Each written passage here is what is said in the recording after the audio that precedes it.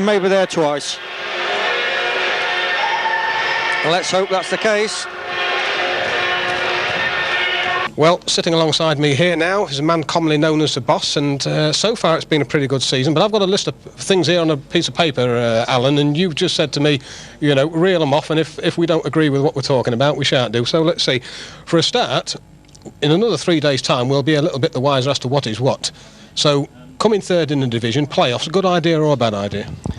I think the playoffs are fantastic. I like the idea of the playoffs. It keeps a lot more interest from a lot more football club supporters going right to the end of the season.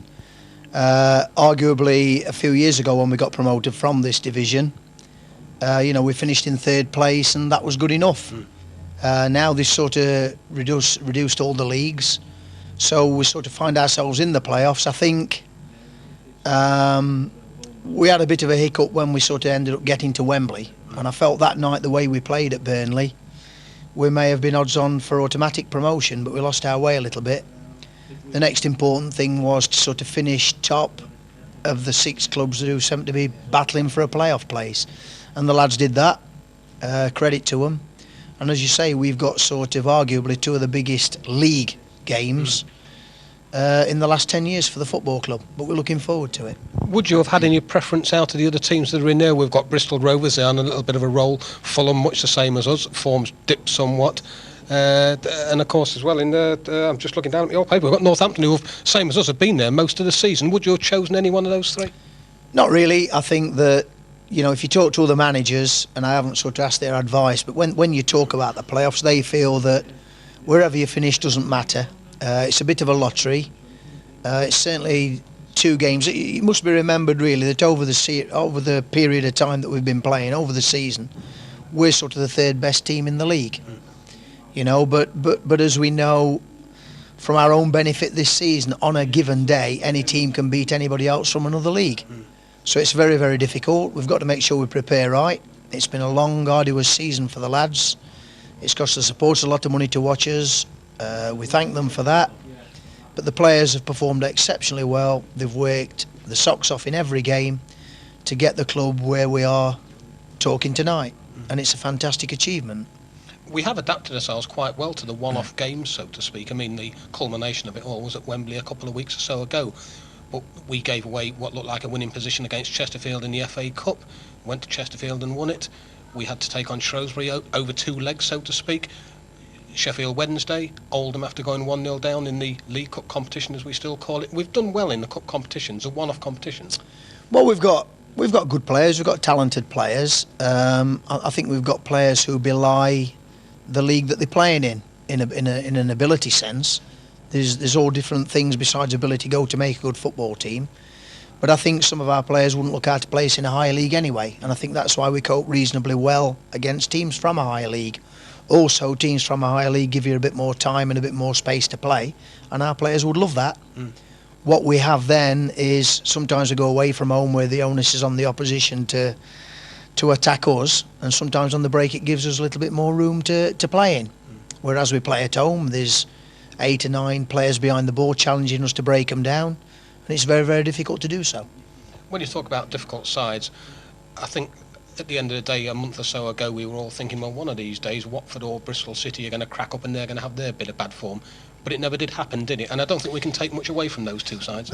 I mean, at the end of the season, the Football League table doesn't lie. I think that the benefit those 2 clubs had that nobody else had was terrific starts to the season. They caught us all a little bit unawares and a little bit cold. And they got marvellous starts in the first third of the season, really. And from sort of Christmas on, it looked like they were going to be the 2 to gain automatic promotion. Such was the lead we built up, and it's credit to our players and the likes of Northampton and Fulham, and sort of Bristol Rovers as well, that we made it a lot closer than it looked at Christmas. And going on about players, I know you don't like to talk about individuals, but I will press you on it a little bit. We've had the re-emergence this season of Peter Handyside, who is playing like a world beater at the moment. Jack Lester has come in and has been his usual jack-in-the-box type character, and there's been young Darryl Clare come through as well. It's been almost a little bit of a bonus for us, apart from the the other lads, new lads, Wayne Burnett, David Smith, and of course Aidan Davison, who have come in. You know, what has come through this season and has been brought in by you seems to have done us proud. I think taking one of your tenor in order. I mean, Peter was a talented player anyway. Yeah. Peter Handyside sort of was always about 6 or 9 months behind Crofty, you know, in his playing in the first team, playing regularly in the first team, having good games in the first team, becoming an automatic or a regular first team player.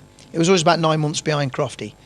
Really, Peter should have been 9 months behind Crofty going and playing in the Premiership. But for whatever reasons, that didn't work out for him. He certainly lost his way. Credit to the lad, he got his head down during the summer, worked very, very hard. And all I've seen this season is the Pete Handyside I know exists. The fact that he didn't sort of play like that for the last couple of seasons before I came back is, at least it's one thing you can't blame me for, you know.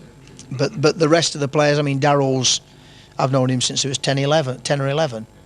Darrell's 19 now, going on 29. He's got an old head on young shoulders. Very talented player. Jack sort of half lost his way a little bit as well. He sort of got blooded during my previous reign here. He's done reasonably well for himself. But what is satisfying is sort of the players that's been bought for the football club. A complete new lad. So yeah, and the way they've settled in has been admirable. And really, they're talented players, so it hasn't taken too long for them to gel into a good-looking team. And I'm sure that you would pay some tribute there to not only the way that you have gelled these players in, but to John Cockrell being your right-hand man as well. Well, I mean, Cocker's sort of got asked a very quick question sort of last May, you know, and true to form, he gave me a very quick answer, which is Cocker's way. And yeah, I mean, from changing the relationship of me being the manager and him being a player, you know, the sort of way we've sort of worked together now is very, very pleasing, and is first class in what he does for the football club. It's credit to him for the emergence of some of these young players, because he kept them playing the game the right way in the 2 years I was away. And I think I don't think we've seen the full benefit of what Cockers did with the youth team over the last couple of years yet. I think it'll still all emerge in maybe the next 2 or 3 years. And lastly, on a rather personal note, of course, here we are talking to you. I think the last good interview we had with you was a few seasons ago now. But here you are, another year on from starting the season with us. We're lying as we are at the moment. We've already won one trophy. A year or so back, or at the beginning of the season, there were some people who were saying we've got Alan Buckley back, and not so much, well, querying it, kind of put it politely, and querying it. But you must be reasonably well satisfied with the way, well, I mean, you obviously are satisfied with the way things have gone. Did it take an awful lot of thinking about to come back to Grimsby Town? Not really. I mean, have you ever known me bother what other people think of me? No. To be honest. But I think sort of downstairs, you know, sort of walking through the people and walking through the crowds, and it sounds a bit big-headed, but I don't mean it like this.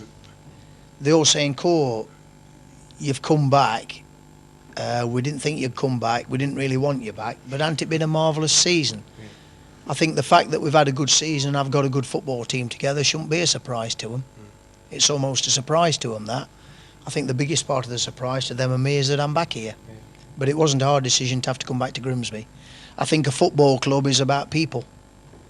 You know, I mean, Grimsby Town Football Club will go on and on and on and on for years and years and years, hopefully, and go on to bigger and better things.